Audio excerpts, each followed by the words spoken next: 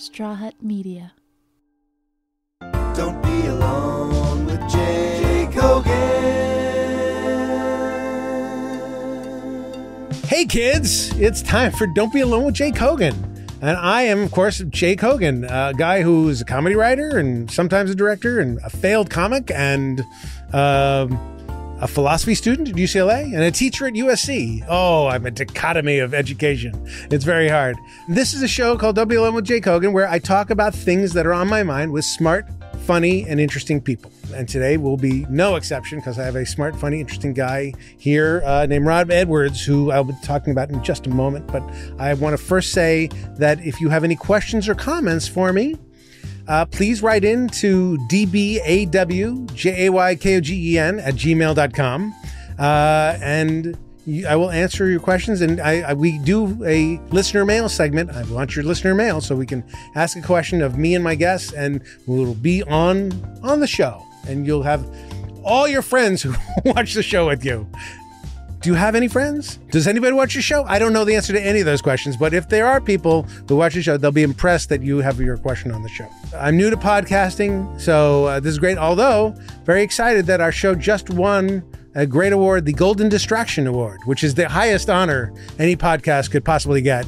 So I'm very excited about that. Here's the subject we're going to talk about today. That's really, it's been on my mind. It's always on my mind in some way, shape, or form, is as a professional comedy writer, producer, creator, I don't work alone necessarily. I'm not a guy who goes in a room and just writes something and delivers it and then hopes to sell it. I've done that sometimes, but usually I'm told, hey, there's a comedian you should work with, or there's a producer you should hook up with, or a director you should hook up with, or you meet somebody who says, I have an idea, will you work with me on this? And everything sounds like it's potentially good, and everything sounds like it's potentially bad. But this is my life. Any project I'm going to do is going to take months and months, if not years of my life. And how do you know when someone, not the idea, but the person is worthwhile? How do you know they're not a time suck? How do you know that they're reliable? How do you know that they're funny? How do you know they won't screw you? How do you know that they're that they'll be a good partner, that they'll be helpful, that they'll be loyal, all that kind of stuff? Because when you're entering into a creative partnership, all those things come into play. And that's why I brought my good friend here, Rob Edwards. Rob, welcome. Don't be alone with Jake Hogan. You have chosen to be alone with Jake Hogan. Yes, exactly. It's a little scary. We're alone together. I know. Rob is a writer, a screenwriter, director. He has done many things. Also a teacher. Also a teacher yes, at exactly. USC. At USC. That's true. You've worked on everything from In Living Color to The Fresh Prince to The Naked Truth. Princess and the Frog is something that you get a lot of love for. Absolutely. It was a breakthrough movie for Disney. Yes. But it's also just a classic now at this point. Yes, exactly. Right. So it's going to be a ride at Disneyland. Yeah, so fantastic. What fun is that? Congratulations to Treasure Planet. And you've done many, many things, but you also have just entered into the world of graphic novels. Yes. You just created a graphic novel called Defiant. Yes, called Defiant. Okay. The history of Robert Smalls. Very good. Born a slave, was basically conscripted to work on this ship just to ferry munitions from point A to point B. Right. There are 3 white crew members, 9 black crew members. The 3 white crew members would go off to shore every night to just kind of party. Right. And he just grabbed the other crew members and said, hey, one of these nights, why don't we just steal this thing and go surrender it to the Union Army? Oh, wow. Which they did. Okay. And that's great. Loaded with munitions. Mm-hmm. They coated the deck with gunpowder because they knew that if they were caught, it was not going to be good. Right. And, they would just light it on fire, send the whole thing up. Yeah. Dive overboard. Hopefully. Meet all the families. All the families gathered, with them. They went through 5 checkpoints, 5, secret code checkpoints, surrendered themselves to the Union Army. It was the biggest haul for the Union Army ever, and he became an instant war hero. Wow. Okay, so that's amazing. So they went through southern checkpoints and northern checkpoints to get through well, that was the thing. Yeah. He went through all the southern checkpoints, including Fort Sumter, which is a major, and then when they had gotten past the last one, Right. no one had thought, oh no, what do we do once we get to the Union Army? Right. There's going to be this Confederate ship laden with, Right, with exactly. munitions, Fire on us. you know, Right. going to, yeah, they're Right. going to, whatever. But thank, thank the holy goodness that his wife decided to make a white flag. Okay. And so she was like, oh, you might need this. Right. And they flew the white flag, surrendered the ship, and then that was that. That's interesting. 'Cause my wife Brown sends me to work with the white flag every day. Yes, exactly. Because she knows I'm going to need it too.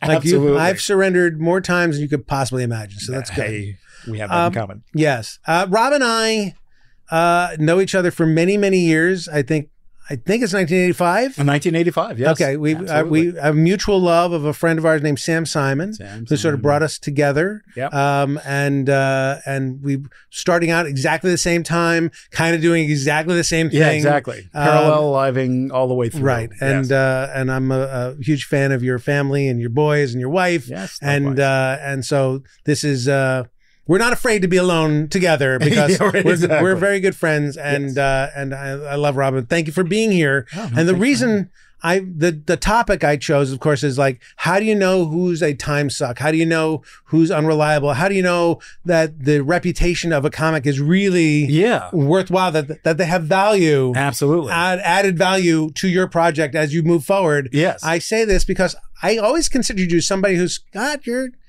finger on the pulse of show business. Yeah, you're yeah. an analytical guy. Yes. You see the very world much. in an analytical way, and maybe sometimes in a way that I don't see it. And you sort of like go, that's the company to be part of. That's the person to know. That's the thing that's happening now that they're buying. Yes. So you seem like the guy. Well, good. Exactly. Exactly. That's it. Because I think that, well, there's two big relationships that you have in life, right? You know, well, your parents are your parents, your parents, whatever. All that is kind of decided way on.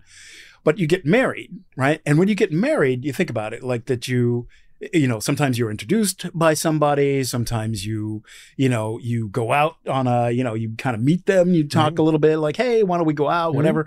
You date for 1,000,000 years, whatever, then things, progress. And then you say like, hey, let's go and let's do this full time. In entertainment, it's you're like forced to say that. So your wife, the girlfriend, forces you. It's not like a choice. Yes, exactly. I was forced. Once the babies start coming, exactly. No, I mean, like this is happening. Yep. Okay. Yeah. Exactly. Yeah. Exactly. Yes. Forced. Yeah, right. So we have that in common. But in entertainment, you walk into a room, or your agent calls you and says, hey, guy read your script and he likes you, or whatever. Right. And then you have maybe a half an hour to meet a guy, assess them really quickly. Right. And then decide if you're going to spend, in animation, like 4 years together. Yeah. Yeah, it's a long time. It's a long road. Yeah. And sometimes it's like you're developing things. I have projects that are like 10 years old, where you've just been with these people. And very quickly, I know there were several situations for every win, there was a couple of losses where I was just like completely wrong. I just completely misjudged the resume, the vibe in the room, all of that stuff can change on a dime. Yeah. Sometimes the person that's interviewing you is not the person you're going to be working with. Right. Sometimes they are very good at the more insane they are, sometimes the better they are at masking that. Right. Some people are just good at the meeting and bad at the work. Really work. great on the first date. Yeah, yes, exactly. Right. And then you get there. There was a situation you probably know of, but where like it was a great show. The guy had a rep as a really good writer. First day at work, the guy says, who else here is on antidepressants? Whatever. Right. And that was the way we started the season. And it went downhill from there, where it was like he was firing people and he was shacked up with the star. All kinds of everything that could have gone wrong did go wrong. And it was a hellish environment. Right. And he had hired a lot of really good writers. Everybody else had kind of, gotten into the same problem that I did. Right. And there was just no way to know that it was going to go that bad. The only red flag I had was that he was hiring me. Right. Right. Is that he needed people. Right. And I thought like, well, geez, the guy's been around. Your own people? Yeah, he's been around forever. Can't he just pick up the phone and staff? Right. And that was a big enough red flag that I should have called it. Okay. I didn't, because I think part of it is that you're selling yourself. Right. You know, you don't want to go back to your agent and say, oh, I didn't was a get bad it, meeting. whatever. No. It was a bad meeting. Once you take the meeting, you want them to love you and say yes and be, of course. Yeah, so you're just on sales mode. Right. You're not on pretty girl mode. Right. You're not on like, right. I don't know. I didn't like the way he said Judging about the thing. Yeah. Whatever. You're not. My meeting, you're talking about Chris, right? Yeah. Yes. Okay, good. Yes, Chris absolutely. Thompson. Okay. Yes, talking about Chris Thompson. So my meeting with Chris he left Thompson, his wife and kids to go shack up with to the star. Yes. So, horrific. And during the course of the season, went back on everything that he was addicted to. Right. Before he sold the show. So and that behavior was kind of spiraled and spiraled and spiraled. Can I just tell you, still a good show. I mean, it was weirdly, it was a good show. He was a great writer. Right. I learned a lot. He's a great writer. But was a great writer. Man alive, it was just every day. Hellish day. Yeah. My meeting with Chris Thompson at one point was he invited me to his trailer wherever he was working. I forgot the studio, and I walk in the studio and CBS Radford. Maybe it was Radford. I may have been Universal or something. I don't know. Wow. And there was a gun. He had a gun out on the table. A gun. Okay.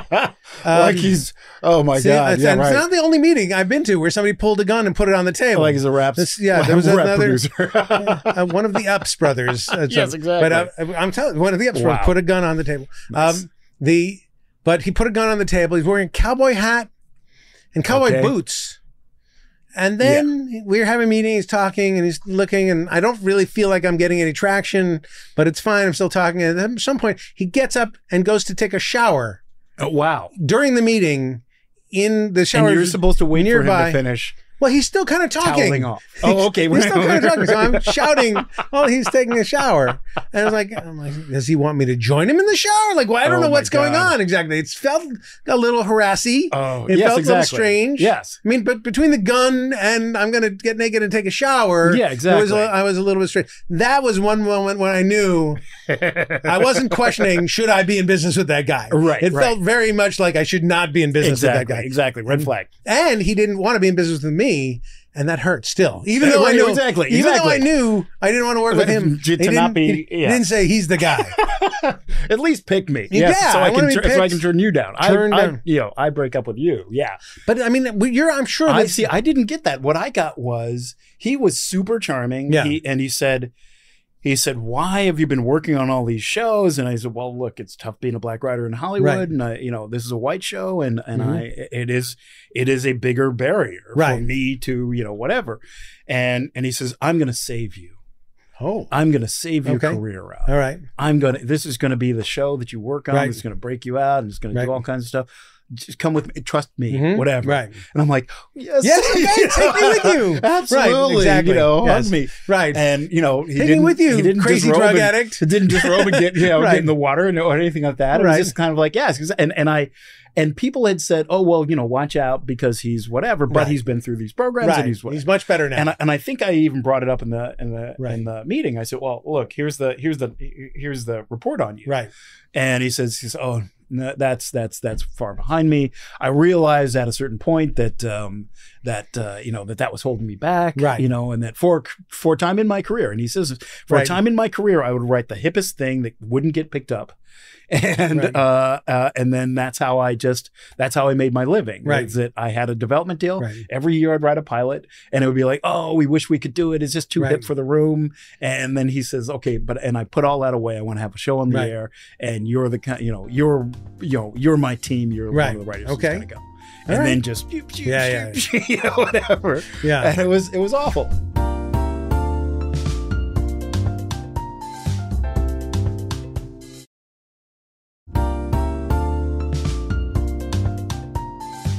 I'll tell you another situation. A producer is working with a director that I love, that I've worked with for Reggie Hudlin. Okay. I've worked with for a long time on a bunch of different stuff. Producer that he's working with calls me up and says, hey, Reg called. He said, the script needs a rewrite, wants you to come in and do the rewrite. I'm like, excellent, great. We're doing the deal for that. He says, hey, by the way, I have this other project. I'm like, yeah, great. And this was just like as quarantine had started. And I was like, oh, was just looking for, Right. I don't know what I'm going to do. He says, oh, it's an animated film that needs a rewrite. And I said, okay, great. Here's my pitch for the rewrite. And he says, wow, this is excellent. Would you like to direct it? Right. And I said, well, do I have to leave the house? He Right. said, no. I said, absolutely. Right. Double the money. Right. So, so I start directing this movie, and you know, the other producer, his partner, also wonderful, goes chapter and verse my resume. Oh, we love this, and your episode of this was great, blah, blah, blah, whatever. And we're hoping to bring all these things, magic that you have. Oh, this is fantastic. But those aren't the producers that I'm working with on the day-to-day. Okay. It's this other guy. Right. You know, who has never produced animation before. Right. Doesn't know you. Doesn't know me. Doesn't know what I do. Doesn't trust me. Right. I know whatever. Right. And you've been assigned to him. Yeah. And it's just, it was, you know, it's not easy. Right. And that's the thing. I think a lot of, there's this But you're good at you win people over. You could win that guy over. You would hope. I mean, I did for like, what was it? 3 years. Okay. 3.5 years. Right. I worked on it. And you know, Again, I'm not saying this in a calculated way. No, You're no. a very warm, wonderful person, and you can read the room. And that's why I say that you can win somebody over. Not that you're like, no. But strategically, I did make that decision. I was like, you know, what does the other side of the table want from me? Because a lot of time, you know, every writer, you go in, you go like, oh, this is stupid. Right. These people are dumb for getting themselves in this situation. You know? Right. What kind of moron? You know, and that's the first thought as you're reading through the script that they want you to rewrite. It's like, what are they thinking? Right. You know, Right. How did this even get here? There's something definitely wrong with these people. And then you go into the meeting like, and that can spill out. Right. That can, you know, your body language can be, you know, well, in a real movie, right, you know, whatever, you know, and so you have to say like, okay, well, don't do that. Do the other thing. Be the, and Dennis Klein, a bunch of people gave me this advice, like just, you know, think about the other table. What does the other side of the table want? And be that person. Right. Be more amenable. Be more like, okay, well, that's a good idea. Okay, great. Let's walk it through. Right. Okay, if we do that, then we're going to have to, you know, do some big work on the third act because of this and this and this. Right. As opposed to saying like, you're going to fuck up the movie. Right. Right. Or whatever. You know, you're just like, okay, this, and then, oh yeah, right, we'll do these things. Right. And usually they'll say, oh, you know what? Yeah, you know, well, let's do the way you want it to. And then you get nice points, and you get what you want. Sure. So that's me most of the time. But when it's like, when the budget gets cut or whatever, all those things that happen with bad projects, right? And those things become scapegoats because the person that hired you or the person that you're working with is not all that, you know. Right. Insecurity. If in the case of comedians, most comedians are insecure. Of course, you got to deal with that. Right. And sometimes the insecurity is like, okay, great, I can, you know, I'm so wonderful and I can write, you know, whatever. Right. And so I can suppress the insecurity. But other times it's like, no. Right. Well, you know, my insecurity is beyond anything that sure. It's a monster in a box. Yes, exactly. And once the monster gets loose, it's all hands on deck. And the more you try to control me with your good words, the more monster comes out. I now have to you know, double, triple the size of my monster. What do you do? You've hooked up with this monster, this producer, you know, the producer who's not your fan, and you work for 3 years on this thing, and it's like running through mud. You know, it's really difficult to get to where you want to go because you're not getting traction and you're not getting it done. Is it at the end of the day, when do you decide like, not worth my time anymore? I've just already put in so much time. Sunk cost fallacy, right? You know, that becomes a big part of it. Right. It's like, oh, I've been here in this last project. It was like, I've been there for 3.5 years, you know, and previous projects is like, you know, you're deep in, you know, you're like, nice. And I'm like, oh, I can't, you know, and my wife will say like, Rob, you know, you've been talking in your sleep and punching the pillows. like, this may be time. It's coming out. It is leaking out the thing. And, I think early on I used to really take it. Does Michelle? It would destroy me because I would think, oh no, sunk cost fallacy. Oh no, the last 3 years of my life. This is what I'm going to have to show for it. Everybody's going to think I'm, you know, I'm terrible because of this. And then I think as you get on, as you survive more and more of those things, or maybe you have cumulatively, like now I've done enough good projects where people, if something bad happens, people aren't going to say, oh, he sucks. People are going to say, it fell apart. Yeah, exactly. One slid by the plate, and off you go. So, but one thing that I did do back then was I would live and die on that project. I would say like, oh, it's going wrong. I can't sleep until I fix it. Every word is, no, I'm gonna, whatever. I am the only one, and you would have that savior thing. And there's nothing worse than a bad savior. No. I mean, the energy that you're putting into that is crazy. That's ruining, life-ruining energy. Yeah. Now I just write a spec. Okay. Now I just go, okay, this is terminal. The cancer is spreading. Yeah. My surgical skills are beyond my ability to repair this particular thing. Right. They don't realize it yet. I do. I see it coming for whatever. I'm going to do the work that I need to do. I'm going to take the notes. I'm going to do whatever it is. Right. But no amount of Herculean effort on my part is going to save this. That's right. So, you know what? What would be a good version of this? Or, what would be like, I've always wondered what would happen if the so-and-so and a blah, blah, blah. Or, this actor that I really like from this project or from a previous project is really, could really use a vehicle. So I'm just going to sit down and write, on my nights, I'm going to make myself happy, which is ridiculous that we do this, but to get away from my job, I do my job. Right. Oh, I wish I had that kind of energy. My God, I'm going to be so miserable from the job that I'm not going to think, you know what I want to do more of? But it's different. It's different. I think it's like you get into when you're just working, when you're just drudging, and you just, oh my God, this is whatever. It becomes something else. Right. It's like, and I'll even tell the kids, I'm like, okay, well, this is paying the bills. This is a bill payer, and this is art. Art is over here, and art is wonderful, and it makes me happy, and drives everything. And this is, you honestly, but I don't. You guys need to go to school. You can't separate the bill payer because there's no, you don't provide less of you in the bill payer job. No, you don't. You put your heart and soul into that too. You can pretend, you can lie to yourself and say, they're so shitty that I'm not really giving it all, but there's no way. You have to try to even to make it make sense to you. Do you remember there was this great episode of Taxi where I think it was Chris Lloyd and Dan DeVito and Danny had had done one thing too many. And why am I not remembering characters' names? Anyway, but he says, you know what? That is last straw. I don't love you anymore. He says, so? He says, yeah, I'm going to, everything else is fine. I just don't love you. Right. And he's like, well, so what? Whatever. And he says, good morning, boss. He says, I can't take it. Whatever. Right. And that was it. I think that's the thing is that you just realize, like with women, it's the ick, right? You're still in the marriage, you're still kind of doing the thing, but you're just kind of like, ooh, and that's how I feel. That there's the passion. And yes, you do, as a professional, you do the work, and you still put in, sometimes it's like, oh, hey, there's a heartbeat, oh, great, let's go, you have to hold on to something, right? Yeah, exactly. There's either a story that you like, or an idea at the core of it that you like, or the idea of the world that you like. There's something about it that's still. And that's the thing. I mean, what was it on Princess and the Frog?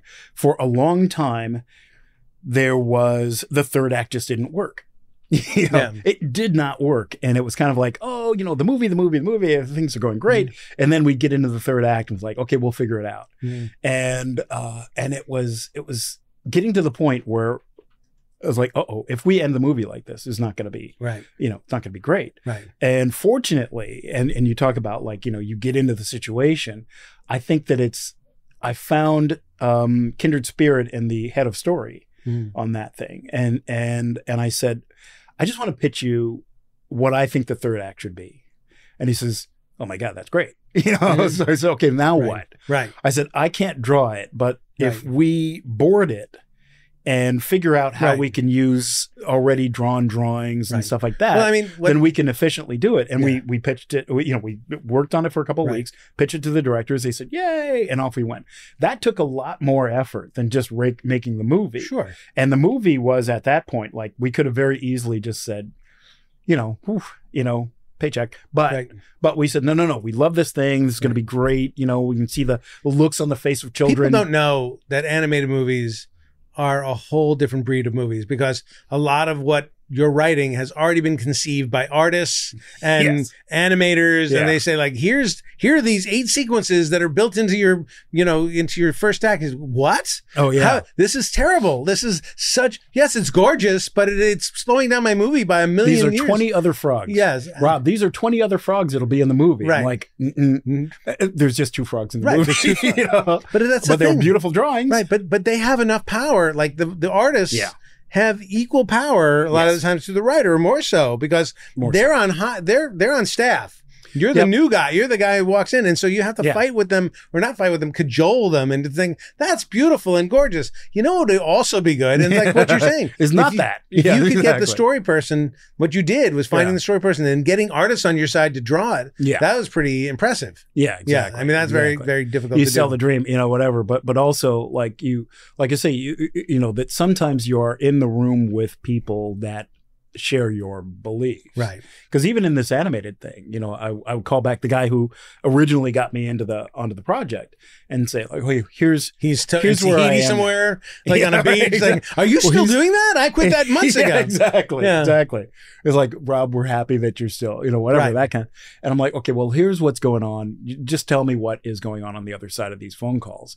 And he would, he was like the Rob whisperer. He would manage me, Right. which was good. I needed to be managed. Right. And I told him as much. I was like, look, I need to know what's going on. Right. I need to know that I'm not just like, throwing pages into a void. Right.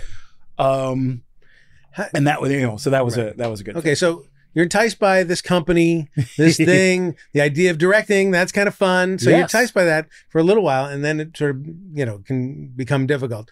Other enticements I've had is, here's a comic, very hot. They're so hot. Yeah. And networks are dying to get in business with them. You go, okay. And then, I have nobody to make the due diligence call to, like the president of the network. Are you really interested in getting into business with so-and-so committee? So I just have to take my agents and other people's word for it that Right. this is a hot property. And then I'll work for months developing a show. And then either the comedian hates the idea that they Right. liked 3 months ago and now Right. hate it. And now they're scared because it's my career, it's my face, it's my name. It's like, yeah. Yep. Well, that's the bargain. Yeah. Your face, your name, this show. If you want to change stuff about it, let's change stuff about it. But that's the bargain. Yeah. So they get scared. And then when you go in finally to the agents and the networks and places, the streamers, and going to sell it, they go, yeah, this is great, but we don't like this. This comedian's not big enough for us. It's not Right. They don't have the viewership. They don't have the followers, whatever it is. They don't have the fan base to make it worthwhile. It's Right. like, I just Right. wasted months. Why didn't you tell me? Yeah, Right. exactly. You should have told me this a long time ago. So what's the your other litmus thing- test? I did a thing I don't know if you know the group Kid and Play. Sure. Where we'll tell all stories. Yeah. there. But I did this thing, Kid and Play, we're supposed to do an HBO special. I used to have that haircut, by the way. Yeah, exactly. Yeah. Who didn't? Yeah. And so, so they say, they had just done, I guess a couple of movies. No, they were about to have the other movie, Right. about school. And they said, yeah, we're going to do a comedy special. Kid and Play. It's going to be really fun, whatever. We're going to fly you out to New York, going to put you in a hotel. You're going to hang out with Kid What and was Play for their a big week. movie, House Party or something? What was it? House Party. Yeah, Reggie Hudlin. Yeah, okay. And so we're gonna put you in a hotel. You're gonna hang out with Kid and Play for a week, and collect all kinds of Love stories. Kid, hate play. Yeah, exactly, exactly. Okay. And accurate. And Okay. so I get there, I'm talking to them, I'm making all my notes. I pitched the HBO, what we're going to do. They're Right. like, oh, this is great. I start writing. And then their second movie comes out and it tanks. Right. And they said, hey, Rob, you know that draft you're working on. You can take your time with that. Stop now. Yes, exactly. Stop. You know that draft you're working Pencils on? Turn up. it in as is. It's only 41 pages. That's fine. Pencils up, buddy. You are no longer an employee of HBO. Right. And so, and that can happen. But you can't anticipate that.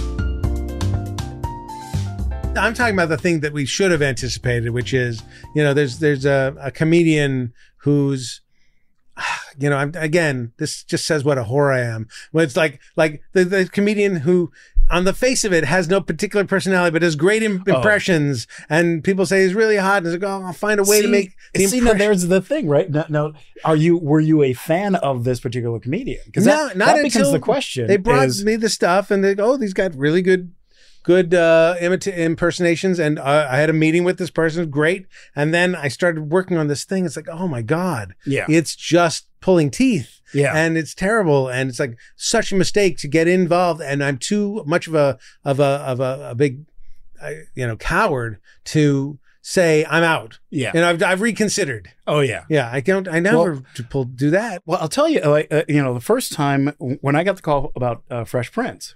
Yeah, nobody knew who Will Smith was. Right. He just done parents just don't understand. He did a couple of songs. Sure. And but there was no key that like, he's going to be whatever. Right. And then just whatever. And then the other thing. But at the time it was like, I'm entertained by this guy. Right. And they'd done an 18-minute presentation for NBC, and on old sets, on sets for one of the soap operas. And I thought, okay, he's got some life to him. He's kind of fun. He is entertaining me. And that's, like at Pixar, they would say, Andrew Stanton would say, be a film goer first and a filmmaker second. Okay.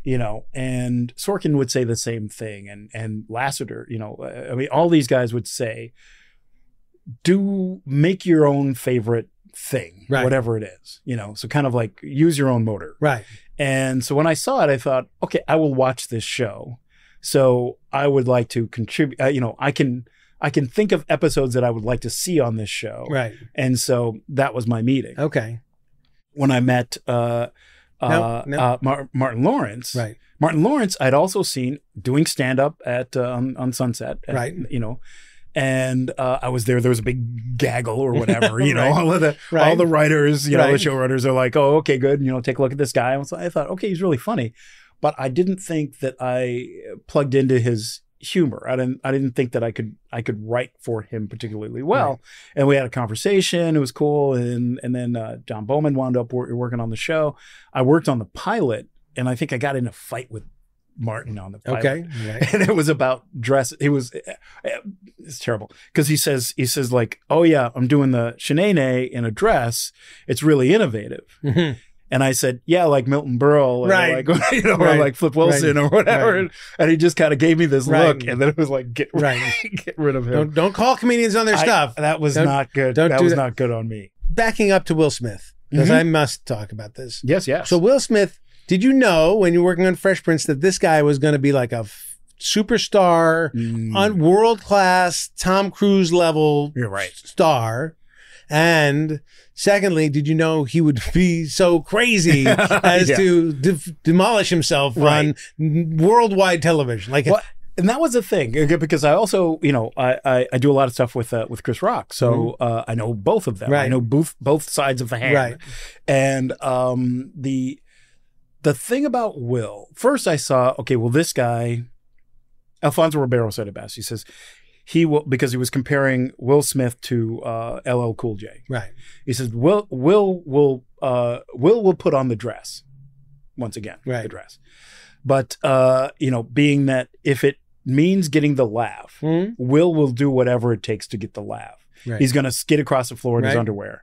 That he will go there. Right. And at the time, he didn't know anybody, so my wife Michelle and I would go to his house, and we'd spend most weekends with him. Mm-hmm.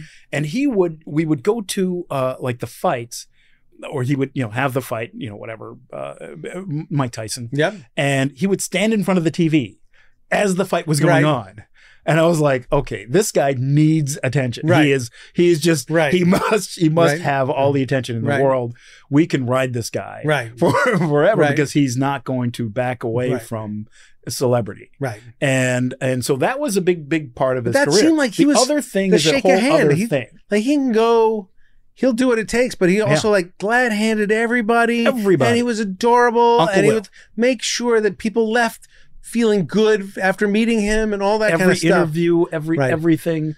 You couldn't have thought of, if that's what's amazing about it. I mean, because people have smacked him. You know, if you watch World Star, like everybody, there are people getting fights. Right. But he was the one guy that you thought would never. Right. And then the one guy you thought would never get hit. You know, because Chris Rock talks all the time. Right. Chris is Chris Rock is funny because that's how he learned never to get hit. Exactly. That's the reason he's funny. Yeah. Yes. And that's what you're watching and play in that moment was that Chris had, Chris, when he was a kid, he was bullied and then he goes to school with a backpack full of bricks the next day. Whack, whatever, almost kills this guy and said, okay, I will never do that again. I am completely nonviolent.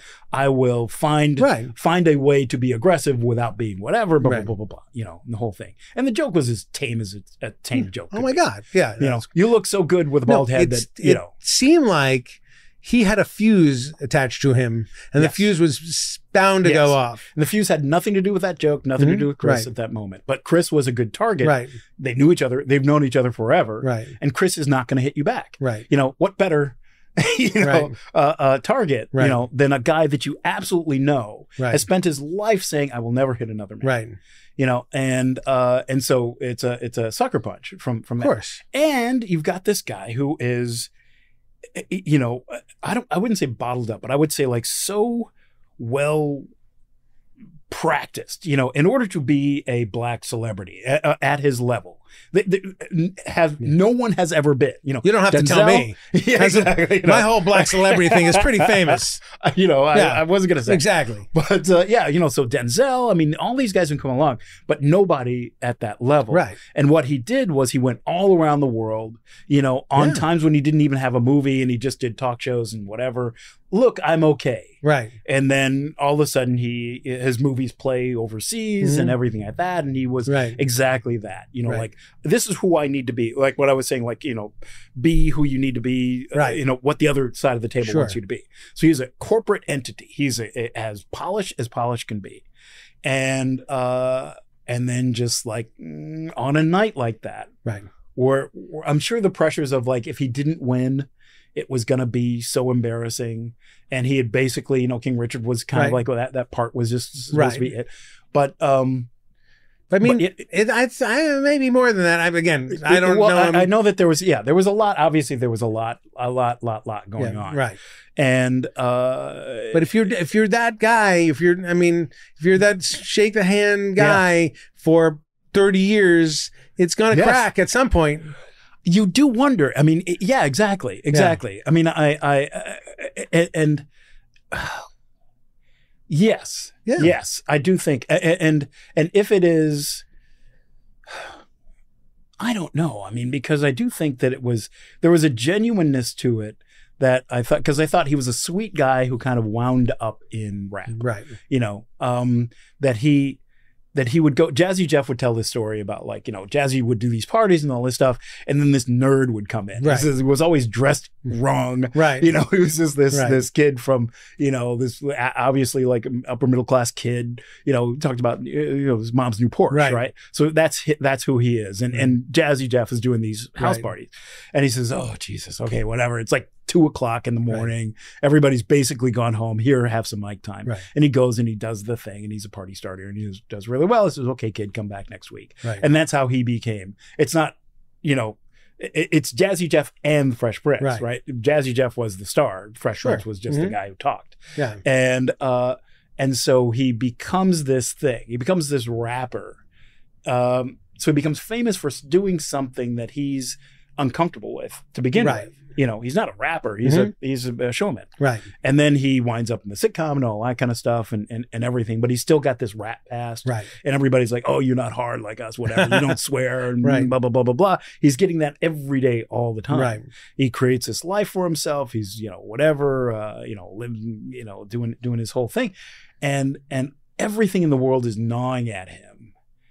And he could very easily, at any point, I'm sure, just have gone like, I'm taking everybody out, Right. Whatever. Yeah. He would kind of half do it, Right. in his raps where we would talk about like, I'll drop my wallet on Right. you, whatever. Right.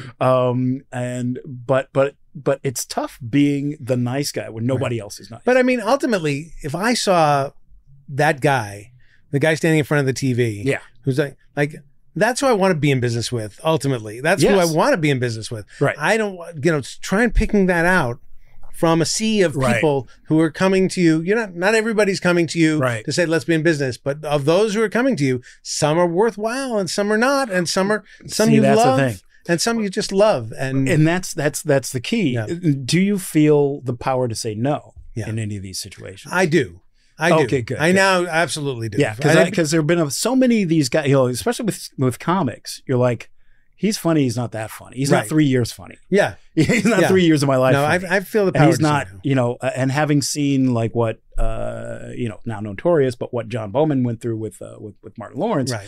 is that like, midnight calls and all that kind of stuff, and just like calling him out in front of the Right. audience. He would just yell at him for Yeah. 20 minutes, and stuff. And I thought like, okay, well, life is too short for that. Right. John John was okay with it. John was okay. like, John's like, as long as the barrels of money showed up at his doorstep, he was like, yell away. John is amazing. John Yeah. is amazing that way, because Yeah. I think that he's just always had that kind of low blood pressure. Right. Like, I'm above it. I don't really. And he always had the golf course, the retirement Yes. and the golf course in mind. Oh hell yeah! Yeah. So that was that was the destination. The destination wasn't, I'm going to do this my whole life and work hard. Like that's my destination. There's no point at which I'm interested in stopping.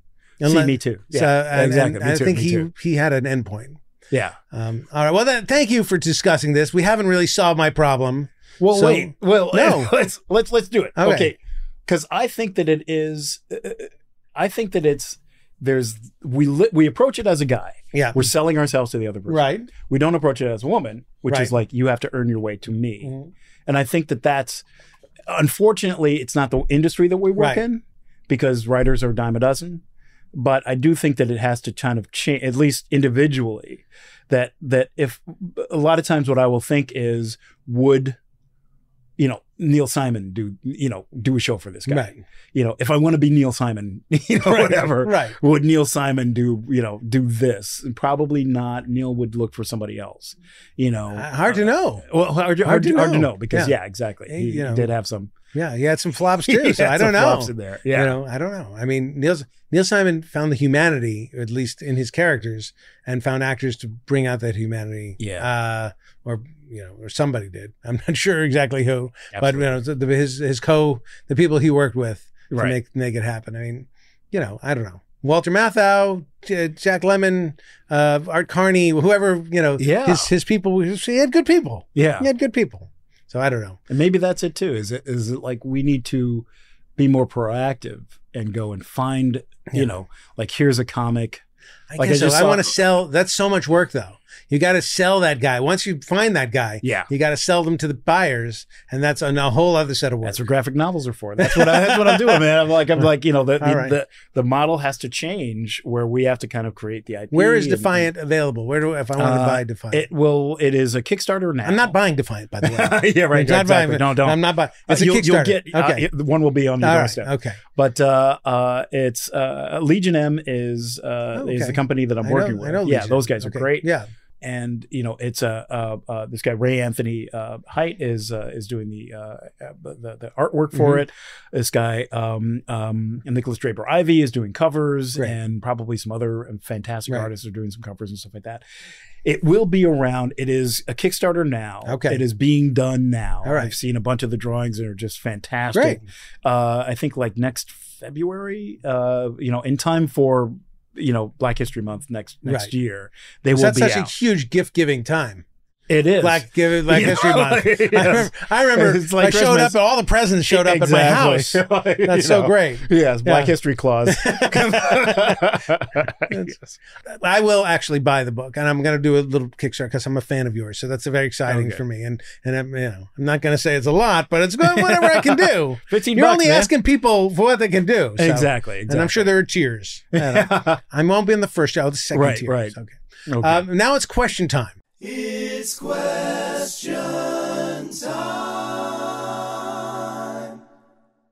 Oh, yes. So this is question time. So I have had a computer generate an AI, our enemy, the AI, generate a bunch of questions in many different subjects. Wow. All you have to do is give me a letter between the A, B, C, D, E, F, or G. Wow. And a number between 1 and 18, and we'll find out the first question. And these questions are designed to find out more about you or spur some conversation. So let's see. G12. G12. Oh, that's a terrible one. Yeah, exactly. The worst. That's the worst one. G12 is, this is a very good one. Did your mother love you? What is art? What is the purpose? art? What is the purpose of art and beauty in our lives? Ooh. Thank you, computer. Oh my goodness. That's a good one. Yeah, the computer. The computer is coming after us. The computer doesn't know what art is, of course. Man, that but is a do we? great one. Yeah. Well, because I think it's like, I guess you have to say, because it is different everywhere. It's like, what is art to me? Or what do I look for in art? What do you look? What do you I look look for inspiration. Okay. I look for thought. Yes. I do look for. There is this thing that I teach. That is called heart, head, and hand. Have you ever heard this? No. Heart is the emotion that you bring to it. Head is the craftsmanship, and hand is the idea. Right. So you look for all three of those. So if it's music or art or painting or whatever it is, if you see all three, then you go like, oh, that is okay. art. And so those things I do look for in art. I look for a perspective that I've never had before. I look for some kind of I want to get out of my own head when I see art. I think that's kind of what it is. It's supposed to be out there. It's something. It's an aesthetic. It's something that's an aesthetic, and it's visceral, but it's also a thought, like you're saying. Yes. It's to me, without the communication, without the idea that this person's trying to tell me something, this artist is trying to tell me something, then it's nothing. Yeah, no. But if it's then it's just a painting on a wall or a movie or something that I've seen, but it's not art. Art is when it communicates an idea and is like, I got it. Either I got it or I got something else. I got a different idea, but it definitely generated an idea. Mm-hmm. Successful art to me as an artist is when I communicate an idea to somebody and they get it. Yes, so I'm thrilled when they get it. When they don't get it, I'm a little disappointed, but still, they got something. That's pretty good too. Yes. When they get nothing, that sucks. Great art for me is stuff that moves me. Is that like, I think like, oh my God, they see me, or there's something I relate to the artist in some big way. And it could be like, one of the Dutch masters. It could be, long ago. And I'll just think like, oh, Right. Wow. But I mean, but then that goes to the question of purpose. Yes. So the purpose is to be moved. And the purpose is to be moved in another aesthetic than your own life. Yes. And then get in touch with that thing and maybe bring that thing to your actual life. Absolutely. Absolutely. Yeah. Inspire, that even if it's like it's a dance or it's a song from somewhere or whatever. That it's those very things hard to can move me with a sometimes dance. Very hard. Yeah, well, I love dance, but like my wife made me watch ballet. Yeah. And it's like ballet, and it was something beautiful. Yeah. A woman was standing and pointed on some guy's shoulder. Very high up. It looked very difficult. I was not moved. Yeah, right. But I was interested. But that's, once again, I mean, you get to like the artists, that was obviously a dancer, probably better than the group around. Yeah. And that you have to, even as a dancer, find a choreographer that is very good and and a company that is very good, whatever. Yeah. Or else it's just going to get lost. Because all of it matters. What's her name? Copeland, but this amazing ballet dancer. Right. And you see her, whether she's dancing by herself or with a bunch of people, he's like, wow. Yeah. I don't know what's going on, but I know that I'm moved by it. Can be. I mean, it depends on the thing. Like the sad movements and whatever. Yeah. And like, she's jumping around. Oh, I'm not moved by ballet yet. Maybe I'll figure it out. My wife Brown loves ballet. I'm not there yet. Okay. I mean, much more. John Wick moves me much more. Yeah. Than ballet, yeah. so. See, that was the thing.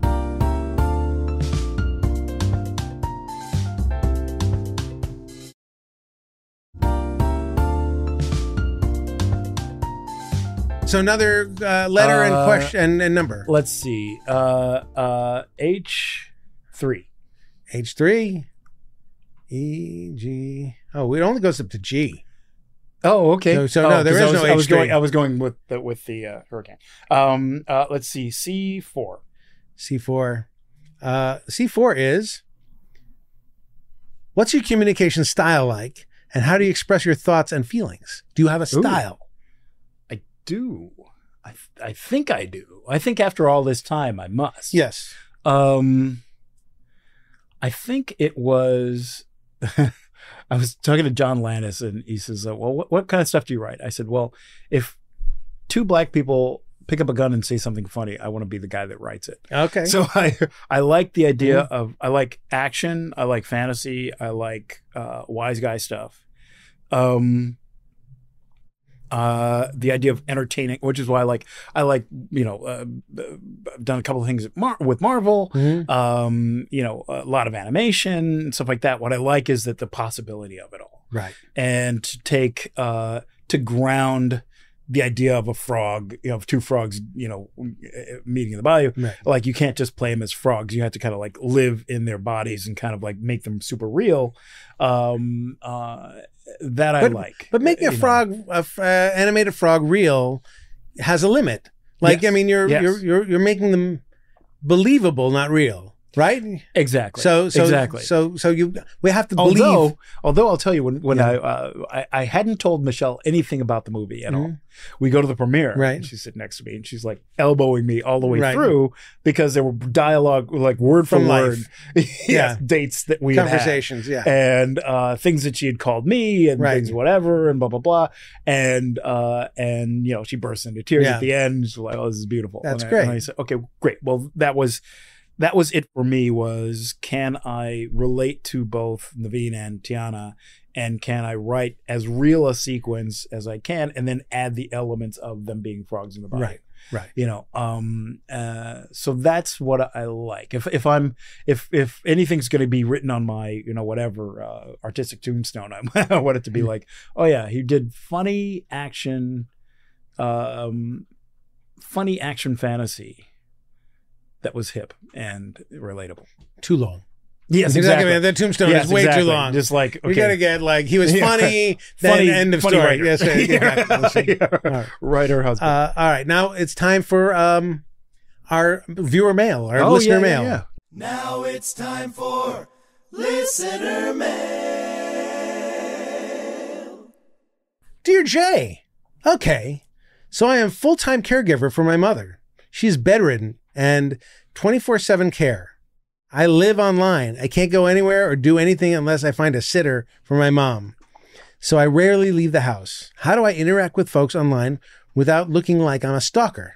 Ooh. Says, thanks, Margaret. Wow. Well, that is tough. Yes, exactly. I mean, without looking like a stalker. Without looking like a stalker. Is that you want to make friends. And you have limited time. Like, you have a limited window to do anything anyway. Yeah. Wow. Yeah, it's really tough. That is incredibly tough. Yeah. I would think that you would try to. I mentor a bunch of kids, from like Syracuse and from my high school, Cranbrook, and a lot of times I find like the kids are just kind of, they're super timid, whatever. There's a reason why they need mentoring, and a lot of times what I'm telling them is like, don't ask, like wait.